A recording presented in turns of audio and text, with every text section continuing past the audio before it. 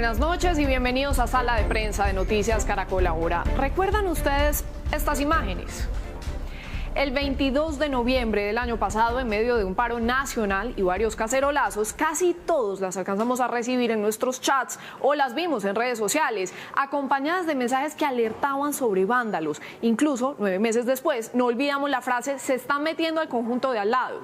Los habitantes de las zonas residenciales en distintos lugares se armaron e incluso crearon guardias comunes durante toda la noche y parte de la madrugada del 23 de noviembre. Para ese entonces, el alcalde de Bogotá, Enrique Peñalosa, todo esto, lo que pasó, obedeció a un plan o un montaje orquestado para generar caos entre los bogotanos. Hasta ahí quedó esa historia.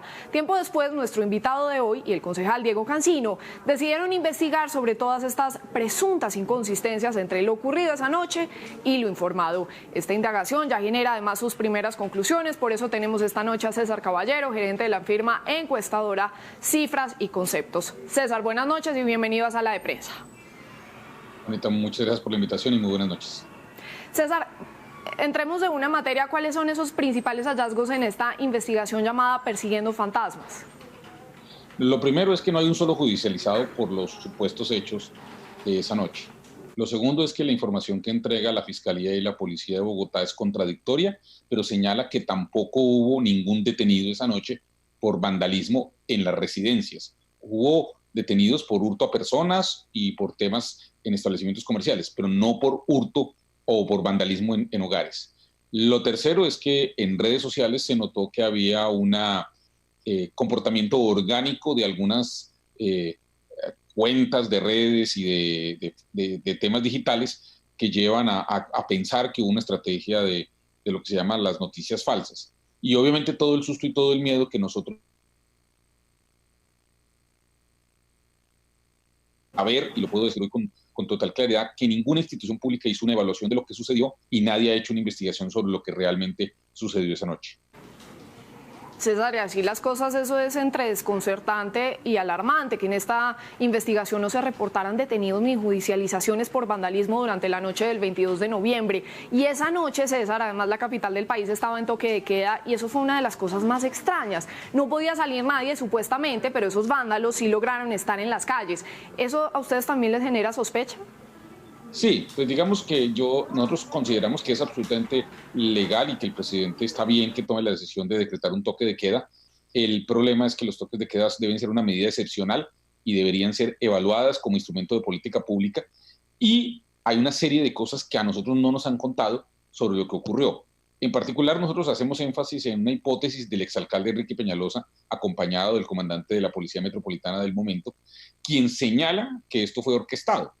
Él dijo que iba a revelar en su momento por parte de quién. Nosotros no tenemos esa información y luego nadie más volvió a preguntar sobre los temas y por eso nos parece valioso volver a recordar que esos temas sucedieron, que el miedo lo sentimos. Juanita, yo te digo, yo en lo personal sentí miedo, en mi hogar sentimos miedo, mis allegados sentimos miedo y susto y eso quisiéramos que no vuelva a repetirse. Hay un punto adicional, es que el presidente de la República ordenó que hubiera patrullajes mixtos entre el ejército y la policía, anunció que eso se haría, pero nosotros tenemos un derecho de petición donde la Policía Metropolitana de Bogotá dice que eso no sucedió, que no hubo un solo patrullaje mixto con el ejército. Y al día siguiente el presidente de la República reiteró que sí se habían hecho los patrullajes, pero tenemos el derecho de petición contradictorio, contradice la policía de Bogotá al señor presidente de la República, entonces tampoco sabemos si hubo o no esos patrullajes mixtos. Tenemos evidencia de que el ejército sí estuvo en Bogotá, la norma obliga a que sean mixtos, pero estuvo las evidencias que nosotros vimos y lo que el ejército publicó en sus redes era solamente presencia del ejército, de algunos batallones, particularmente el guardia presidencial, que estaba en algunas zonas de la ciudad. Entonces, también cuando le preguntamos a las entidades sobre capturados, la Fiscalía habla de unos números, la policía en su primer derecho de petición habla de otros y en el segundo nos contesta a otros. O sea, hay total opacidad, hay una oscuridad muy grande sobre lo que realmente ocurrió y me parece que los ciudadanos tenemos derecho a saber qué fue lo que pasó, por qué el gobierno decretó, cuáles son las causas reales para decretar el toque de queda, porque en principio si era por vándalos, pues nunca hubo vándalos. Y segundo, por qué hay ciertos había miembros de la fuerza pública en diálogo, en interacción con personas que estaban allí, que eran los supuestos vándalos. Nosotros no sabemos si esos videos son reales o no, no es nuestra labor, pero están y yo creo que varias de las personas que están viendo el programa recordarán que varias de esas imágenes se vieron esa noche y los días subsiguientes. Sin duda, César. Y sí sentimos mucho miedo. Yo creo que muchos de los que estábamos en Bogotá lo alcanzamos a sentir porque además esto fue creciendo como una bola de nieve que se propagó por redes sociales impresionante. Y hay algo de todo lo que usted está mencionando acá que me gustaría profundizar porque yo sé que ustedes no son una autoridad judicial ni mucho menos, pero cree también que le faltó precisamente a las autoridades investigar más a fondo lo que pasó esa noche, esa opacidad que usted está mencionando. Porque a propósito, el exalcalde Enrique Peñalosa declaró en ese entonces que el terror podría haber sido orquestado, pero así y todo nunca se investigó. Sí, no, yo aquí quiero señalar que parte de lo que estaríamos solicitando y de lo que Diego Cancino como concejal va a solicitar es que la Secretaría de Seguridad de Bogotá presente un informe y una evaluación de lo que pasó. Creo que es parte, digamos, no estamos diciendo que en ese caso se investigue nada, sino simplemente se diga, oiga, cuéntele a la ciudadanía qué fue lo que pasó, cuéntele al distrito, porque esa fue una política pública que debe evaluarse. Y adicionalmente, si hay posibilidades de comportamientos indebidos e ilegales de ciudadanos o de autoridades, pues también se debe hacer una investigación. Entonces yo diría que lo que estamos tratando de pedir es que se hagan dos cosas. Uno, evaluar la política pública para que si alguna vez vuelve a hacerse un toque de queda como ese, pues haya elementos de juicio sobre lo que sale bien, regular y mal, pero adicionalmente que se investigue si hubo actos indebidos o ilegales de ciudadanos o de autoridades, eso no lo sabemos, pero evidentemente el miedo lo sentimos. Y yo quiero señalar, cuando yo digo que hay que evaluar el tema del toque de queda, también estamos pidiendo que se evalúe, por ejemplo, los toques de queda que se están haciendo hoy en términos de la pandemia. Aquí los alcaldes y el presidente tienen la potestad de hacerlo, pero ese es un instrumento excepcional que no debería ser utilizado como la actitud cotidiana para enfrentar todos los problemas, pues porque eso obviamente restringe mucho los derechos de los ciudadanos. Entonces, en ese sentido, yo creo que hoy puedo yo afirmar que a ninguna entidad pública hasta hoy parece haberle interesado lo que pasó esa noche. Y nosotros queremos llamar la atención y pedir que se haga una evaluación de lo que pasó y que se investiguen los hechos que obviamente generaron este temor y este miedo que tuvimos el grueso de los ciudadanos. Claro, la historia se fue un poco diluyendo entre ese 22, 23 de noviembre, luego llegó diciembre y se nos olvidó. Hay algo que me parece muy particular también, César, en su investigación, que también se habla de las salidas anoche de policías y militares, que al final también terminaban aplaudidos por la comunidad. ¿Eso sí fue real o también se trató de fantasmas? No, la presencia del ejército yo creo que fue real y los aplausos de la gente fue real.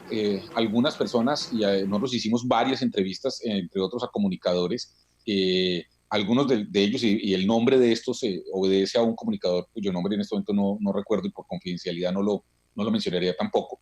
Pero esa persona nos dijo, mire, durante toda la noche, cada vez que alguien decía se están metiendo, eran equipos de camarógrafos, de periodistas, tratando de llegar al lugar donde estaban los vándalos, y dijo, mire, yo en un momento, después de haber hecho como 6 o 7 recorridos para llegar a los lugares, pues encontramos que estábamos persiguiendo fantasmas, porque realmente nunca aparecieron los vándalos. Lo que sí apareció luego fue el ejército, que fue recibido con aplausos por parte de la ciudadanía, y obviamente hay muchas personas que dicen, mire, esto puede corresponder a una reacción humana clarísima, y es que cuando usted se siente atemorizado y de pronto llega la autoridad, pues usted la recibe y la aplaude.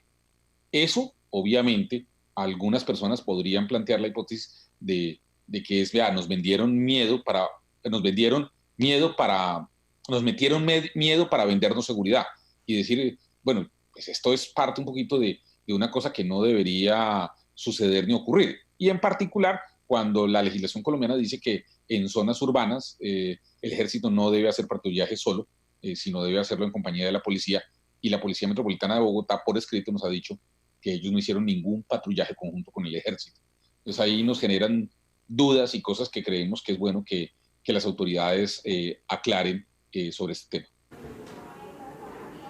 Y además, ¿a quién le convenía infundir todo este miedo? Pero más allá de todas estas investigaciones, César, y de las preguntas, por supuesto, que ustedes están pidiendo que se resuelvan, ¿qué conclusiones le deja lo que pasó esa noche del 22 de noviembre de 2019? ¿Es fácil manipular entonces a la población a través de cadenas de mensajes y chats por redes sociales?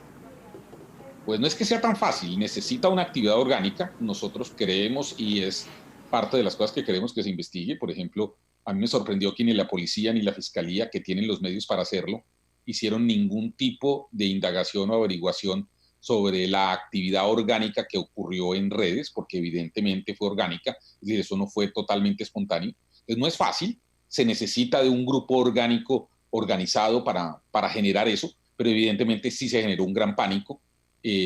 Se justificó la restricción de derechos de las personas con el toque de queda básicamente por eso, y al final resultó que no había ningún vándalo, o sea, que no hubo un solo detenido por vandalismo, que no hubo un solo judicializado por vandalismo, nadie ha evaluado qué fue lo que pasó, no nos han dicho todo, no nos han dicho, y yo creo que la sociedad colombiana merece que nos contesten esas preguntas, que son preguntas básicas. Yo no quiero hacer ningún señalamiento a nadie en particular, pero que evidentemente esto merece una explicación, sí la merece, y por eso le he solicitado y le hemos solicitado al concejal Cancino que le pida a la Secretaría de Seguridad de Bogotá, a la Secretaría de Gobierno, que hagan primero, una evaluación de lo que pasó, pero también que se inicien las investigaciones si hubo actos ilegales e indebidos, que yo estoy convencido que los hubo. Claro, y lo grave es que además de la manipulación de la información pudo haber ocurrido algo mucho más grave, que una comunidad armada y asustada hubiera terminado hiriendo o asesinando a cualquier sospechoso. Incluso recuerdo que en ese momento se habló de varias muertes, pero también se difundían mensajes de odio contra la población venezolana en Bogotá.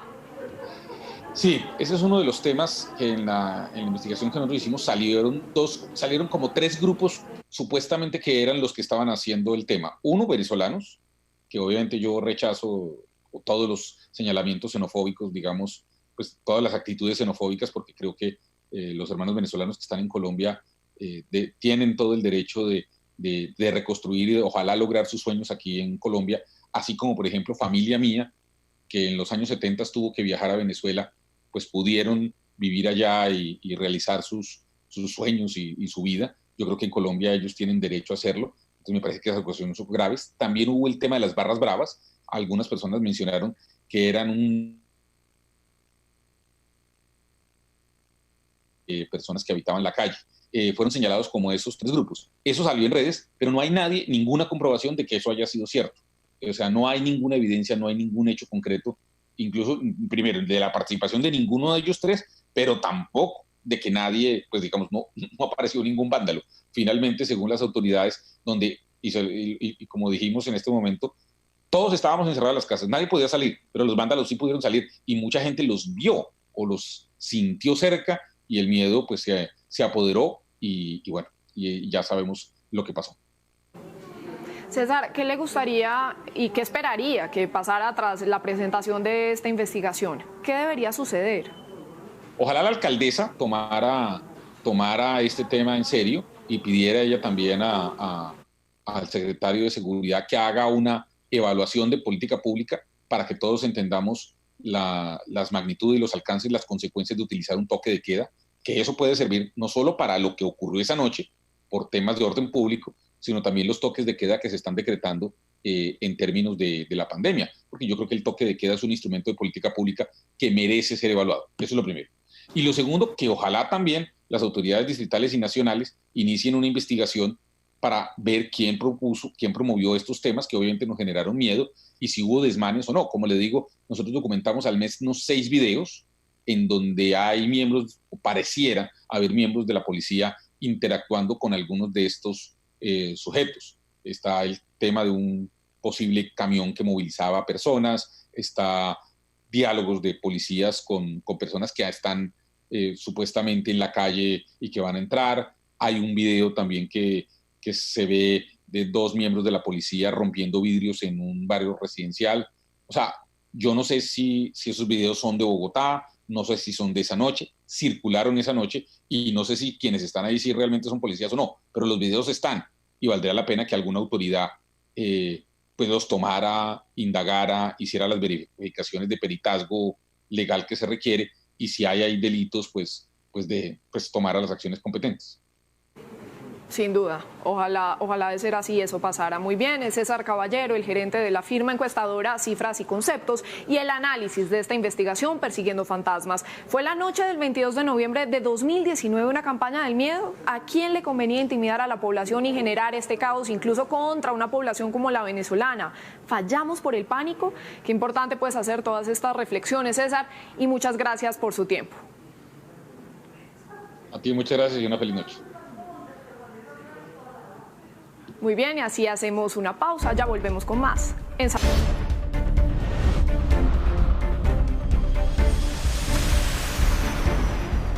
Gracias por seguir con nosotros en Sala de Prensa. Y ahora saludamos a Ricardo Ospina, director de los servicios informativos de Blue Radio, que nos cuenta qué es lo que tiene hoy en su radar. Ricardo.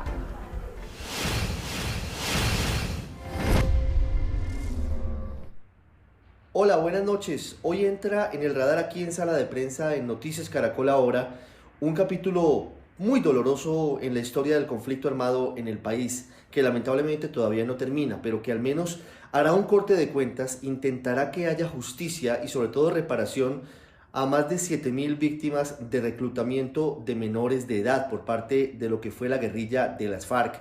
Estamos hablando de esto porque tal vez el delito más execrable cometido por ese grupo armado ilegal durante más de 50 años que estuvo en armas es ese, es un crimen de guerra y está entre otros dentro de los que podría ser investigados por la Corte Penal Internacional. Finalmente, y luego de más de 7 meses de dilaciones a través de recursos, los que fueran máximos cabecillas de la guerrilla de las FARC comenzaron a presentarse ante la Justicia Especial de Paz y ante sus víctimas, quiere decir, ante los magistrados que tienen ya en su poder informes de la Fiscalía y de varias ONGs hablando de la magnitud del horror de ese delito y sobre todo las víctimas, muchos de ellos, la mayoría mayores de edad, que van a confrontarlos y decirles: ustedes no pueden negar que cometieron ese delito. Comenzó Pablo Catatumbo, que hoy es senador, fue jefe del bloque occidental de las FARC, y tendrán que responder los otros jefes de la guerrilla: Rodrigo Londoño Timochenko, Pastor Arape, Carlos Antonio Lozada y otros. Y en medio de lo que ha sido un ambiente muy enrarecido, por lo que en su momento dijo la senadora Griselda Lobo, viuda de alias Tiro Fijo, quien en entrevista con Blue Radio había negado que las FARC hubiesen tenido una actuación sistemática de reclutamiento ilícito, algo que causó mucha indignación entre las víctimas, entre los colombianos, y también que es absolutamente lejano de lo que han documentado las autoridades durante más de 40 años, en donde se demuestra que efectivamente ese reclutamiento de menores de edad fue una práctica permanente de ese grupo. Justamente mientras se conocía esta versión, Blue Radio reveló que una de las estrategias que utilizaban las FARC era la de llevar niños a la guerra a través de comandos llamados pisasuaves, que era ni más ni menos que la manipulación de los niños para que fueran informantes y cometieran otro tipo de actuaciones criminales. Se espera por parte de los colombianos que muy pronto la JEP tome decisiones, dicte sentencias y haya sanciones para quienes cometieron uno de los más abominables crímenes en marco de la guerra. Y que se conozca toda la verdad. Gracias, Ricardo. Hasta aquí Sala de Prensa de Noticias Caracol Ahora. Los dejamos con el programa Signo Pesos. Buenas noches.